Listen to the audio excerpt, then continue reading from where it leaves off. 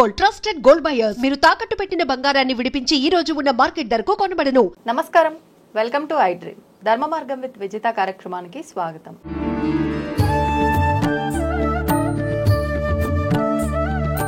ప్రస్తుతం మనతో పాటు ఉన్నారు ప్రముఖ జ్యోతిష పండితులు ప్రొఫెసర్ సత్యనారాయణ మూర్తి గారు. ఇప్పుడు గురుగారితో మాట్లాడి మరిన్ని విషయాలు తెలుసుకుందాం.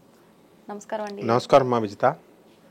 గురుజీ, చాలా మందిని చూస్తున్నాం ఈ మధ్య కాలంలో జపాలు ఎక్కువగా చేస్తున్నారు. అంటే ఎక్కడున్నా, ఆఖరికి జర్నీల్లో ఉన్నా కూడా జపమాల ఒకటి పెట్టుకొని వాళ్ళు జపం చేస్తూ కూర్చోవడము, క్షేత్రాల దగ్గరికి వెళ్ళినప్పుడే కానివ్వండి, ఇంట్లో కానివ్వండి. ఒకప్పటి కాలంలో పెద్దవాళ్ళు అంటే 60 ఏళ్ళు పైబడిన వాళ్ళు ఎవరన్నా ఇంట్లో ఉంటే వాళ్ళు ఎక్కువగా ఇలాంటి జపాలు చేయడమే చూసేవాళ్ళం. కానీ ఇప్పుడు ప్రతి ఒక్కరూ చేస్తున్నారు. అంటే ఏదైనా చేస్తే ఏదైనా ఫలితం వస్తుందంటేనే ఈ రకంగా చేస్తారేమో కదా అని అనిపిస్తోంది. నిజంగా జపం వల్ల ఈ మంత్ర బలం అంత బాగా పనిచేస్తుందా? మనం అనుకున్నవి నిజంగా నెరవేరుతాయా? అసలు ఎందుకు చేయాలి జపం? తప్పకుండా జపం వల్ల మనకి ఉత్కృష్టమైనటువంటి ఫలితాలు వస్తాయి. జప తప అనుష్ఠానాలు అంటారనమాట. అందువలన మనము ఏ గ్రహణ సమయాల్లో, అది చంద్రగ్రహణం అనివ్వండి, సూర్యగ్రహణం అనివ్వండి, రవి సంక్రమణము తర్వాత ఈ యొక్క పుష్కరాలు, ఇలాంటివి కుంభమేళాలు, ఇలాంటి సమయాలలో అంటే ఖగోళ శాస్త్రంలో జరిగేటటువంటి వింతలు, మనకి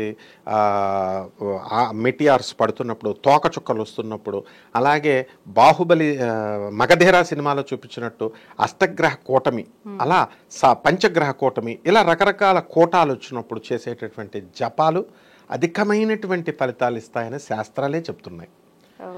తర్వాత ఎక్కడ చేయాలి ఈ జపాలు అంటే, కొన్నేమో నదీ తీరాలలో, సముద్ర తీరాలలో, తర్వాత ఈ దేవాలయాలలో, నెక్స్ట్ ఆ దేవాలయాలు స్వయంభూ దేవాలయాలు అయితే ఎక్కువ ఫలితాలు ఇస్తాయి.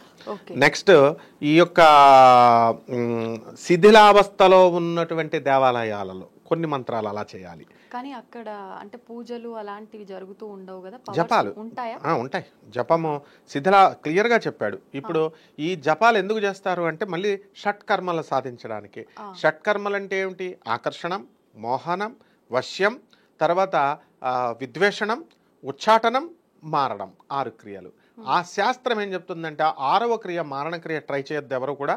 ఈ 5 క్రియలు చేసుకోండి మీ ఇష్టం. ఇట్లా మంచికి, లోక కళ్యాణాని కోసం ఉపయోగించే వాళ్ళకి తొందరగా ఫలిస్తాయి. అయితే మొన్న ఇటీవల నేను ఆన్ డ్యూటీ శ్రీశైల దేవస్థానానికి వెళ్ళాను. వెళ్ళినప్పుడు జగద్గురువులు పండితారాధ్యుల వారు, మన వీరశైవ పీఠాధిపతులు వీళ్ళంతా వచ్చారు. అక్కడ నేను తీసుకెళ్ళినటువంటి వేద పండితులంతా కూడా, ఆ టెంపుల్లో ఉన్నటువంటి వాళ్ళంతా కూడా ఎలా చేసేస్తున్నారంటే ఎంత నిష్ఠ! అబ్బా, నాకు చాలా సంతోషం వేసింది. అంటే డెవలప్ అయింది మన కంట్రీ. రాకెట్లు ఆకాశంకి వెళ్ళేటటువంటి కాలంలో కూడా మన వాళ్ళు స్పిరిచువల్గా, ఏదో నీ వంటి విజిత మేడం లాంటి యాంకర్లు, మిగతా మన ఛానల్స్ వాళ్ళు అందరూ కూడా దీనివల్ల మంత్రానికి ఉన్నటువంటి గొప్పతనము, జపాలకు ఉన్నటువంటి గొప్పతనము, గ్రహణాలకు ఉన్నటువంటి గొప్పతనం, ఆ ప్రభావం క్లియర్గా నేను చూశాను. ఎలా అంటే వెళ్ళి అక్కడ కూర్చుంటే 9:40కి రాత్రి చంద్రగ్రహణం స్టార్ట్ అయింది. 1:40 వరకు టీములు వచ్చేసారు. సరే, మెయిన్ దేవస్థానం దగ్గర కూర్చొని జపం చేస్తున్నాం. అక్కడ ఉన్నటువంటి వాళ్ళు మాట్లాడుకుంటున్నారని డిస్టర్బెన్స్ అని చెప్పి బయలు వీరభద్రస్వామి అని ఉంటుంది క్షేత్రపాలకుడు, అక్కడికి తీసుకెళ్ళి అక్కడ పెట్టారు. ఆ లోపల కూర్చొని చేసేస్తుంటే సెక్యూరిటీకి ప్రాబ్లం. లోకల్ పోలీస్ వాళ్ళు వచ్చి, అమ్మ మీరు లోపల చేయకూడదు, సీసీ కెమెరాలు ఉన్న చోటే చేయాలి, సీసీ కెమెరాలు లేని చోట మమ్మల్ని అంటారు, మీరు అందరూ బయటకు వెళ్ళండి అని వాళ్ళేమో పాపం వాళ్ళని బయట పెట్టడం, బయట అరుగుల మీద కూర్చొని చేసేస్తున్నారు. అసలు పేపర్ల మీద వీరభద్ర ఒక్కొక్కళ్ళు ఒక్కొక్క మంత్రాలు రాసుకొచ్చేస్తున్నారు.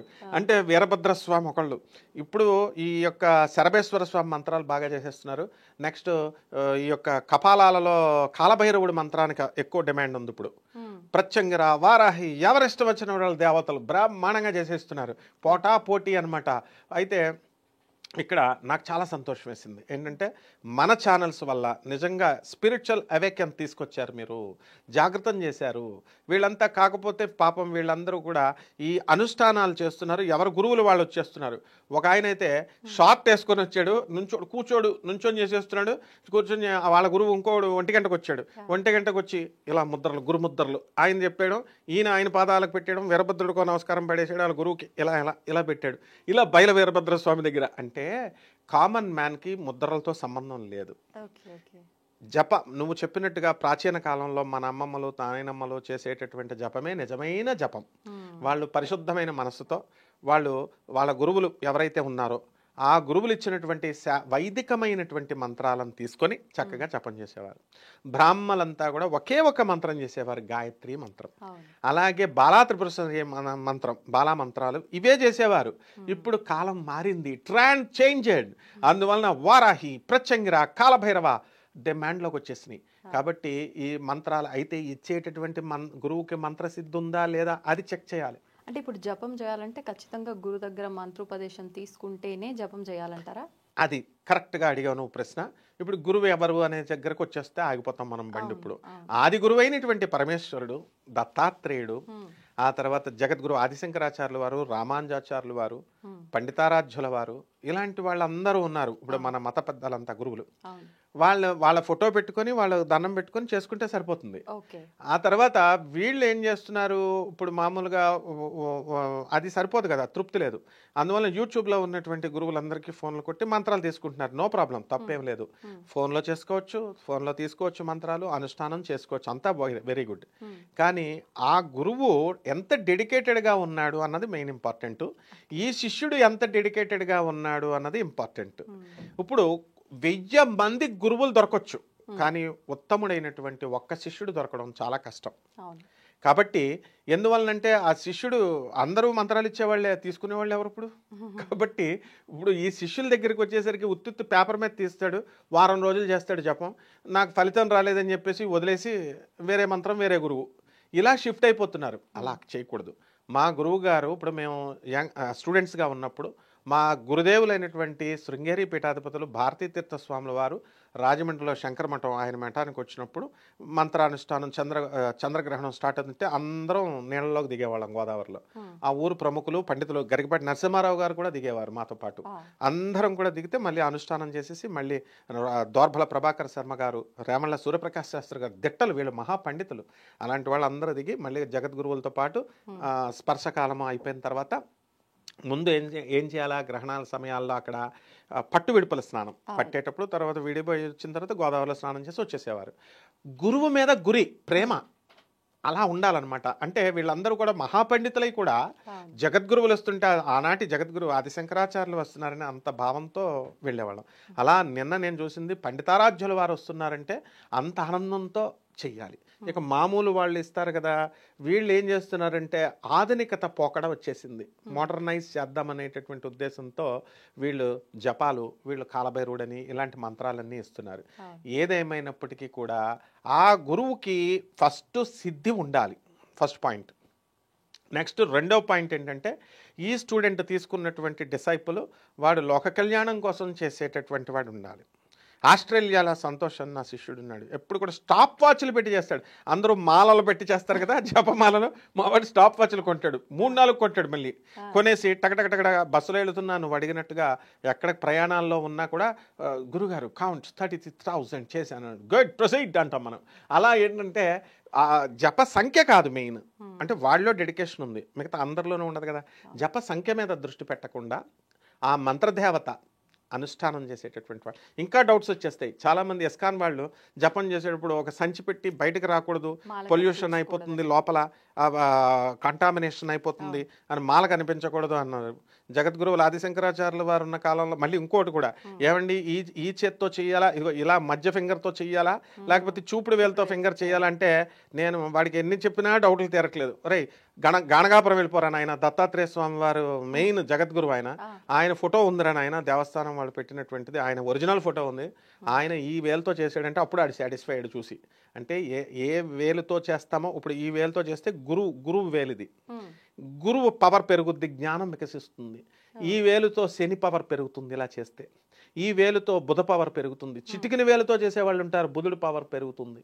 ఇలా రకరకాల ఏ గ్రహం అయితే లో ఉందో దానికి సంబంధించి ఆ ఫింగర్ అలా చేసుకోవచ్చు. మాల కలర్స్ కూడా చేంజ్ అయిపోయినాయి. ఇప్పుడు పగడమాల చేస్తే కుజబలం పెరుగుతుంది, పచ్చమాలలు వచ్చినాయి, దాంతో బుధ పవర్ పెరుగుతుంది, కెంపు మనకి రవి పవర్, ఇట్లా పగడాల మాల, కుజుడు పవరు, అవన్నీ ఒక ఎత్తు.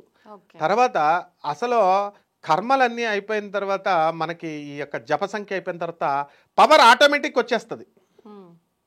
వాడు లేమ్యాన్, చిత్తశుద్ధి మంచిగా ఉండి బ్రాడ్ అవుట్లుక్ నీలాగా ఉండాలన్నమాట. బ్రాడ్ అవుట్లుక్ ఉన్నప్పుడు డెఫినెట్గా ఎవరు చేసిన మంత్రం సిద్ధి ఫలిస్తుంది. దేవత రెడీగా ఉంటుంది వరం ఇద్దామని.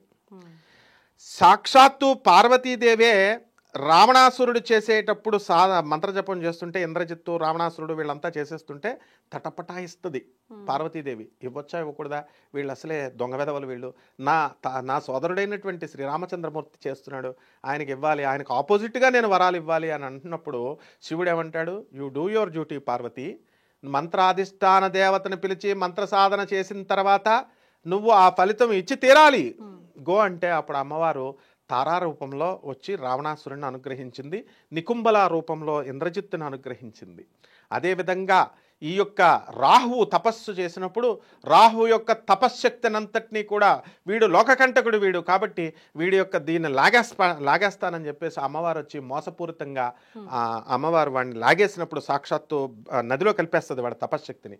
అప్పుడు సాక్షాత్తు బ్రహ్మదేవుడిగా కిందకు వచ్చి అమ్మ వాడు జపం చేశాడు, తప్పదమ్మా నువ్వు ఇచ్చేయాలి, వెళ్ళి వరాలు ఇచ్చేసాయి, యూ డిడ్ ఏ మిస్టేక్ అని అంటుంది. అప్పుడు ఆమె వెళ్ళి వరాలు ఇస్తుంది. కాబట్టి రాహువు ఆరాధ్యుడయ్యాడు మనకి. అందువలన జపాలు చేసే వాళ్ళందరూ కూడా తప్పకుండా మీకు ఫలితాలు వస్తాయి. ఇప్పుడు సేమ్ టైం ఒకటే రోజు చేసే వాళ్ళు ఉన్నారు, ఒకటే సమయంలో చెయ్యాలని రూల్ ఏమైనా ఉందా గురుజీ? అలాంటివి ఏమి లేవమ్మా. మనము మన వీలుని బట్టి, మన ఆరోగ్య పరిస్థితిని బట్టి, మన ఏజ్ని బట్టి ఉంటుంది. అది కన్సిడర్ చేయకుండా ఇప్పుడు చిన్న ఏజ్, యంగ్ ఏజ్లో ఉన్నప్పుడు తెల్లవారుజాములు వేస్తారు. ఒక 50 దాటిన తర్వాత బాడీలో శక్తి తగ్గిపోతుంది. వీడు ఏం చేస్తాడు, తెల్లవారుజాము 7 దాకా లేవలేడు, ఉదయం 7 దాకా.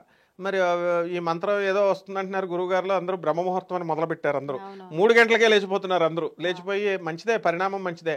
కానీ ఆ తర్వాత 5 దాకా చేసి సూర్యుడు వచ్చిన తర్వాత పడుకుంటున్నారు వీళ్ళంతా డ్యూటీలు మానేసి.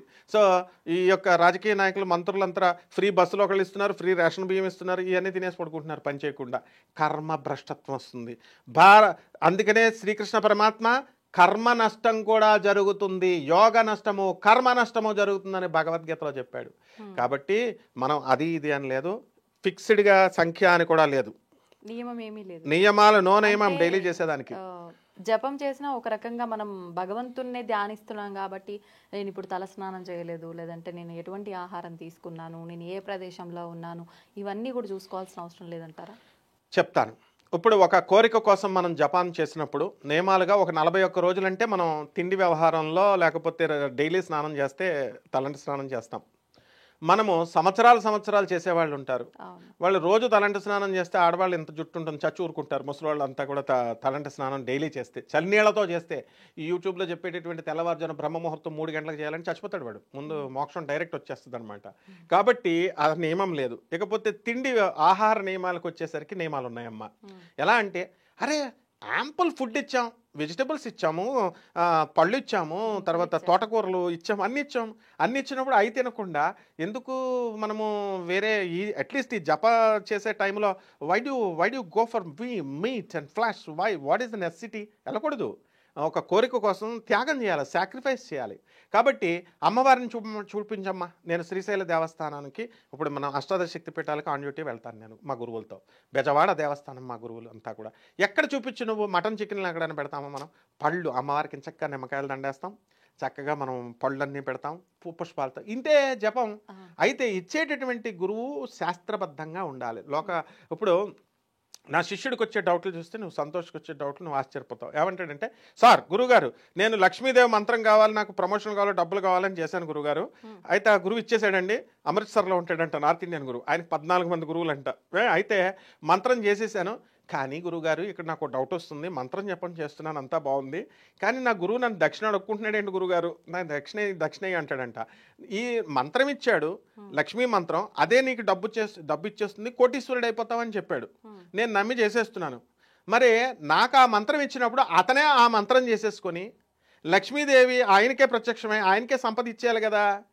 నాకు ఇస్తుందని ఇచ్చినప్పుడు ఆయనకి ఇవ్వాలి కదా. మరి నన్ను దక్షిణ అడుక్కుంటాడు ఏంటి గురుగారు అంటారు. గురువులు నన్ను అనకూడదురా, ఆయన కర్మ వేరు, నీ కర్మ వేరు.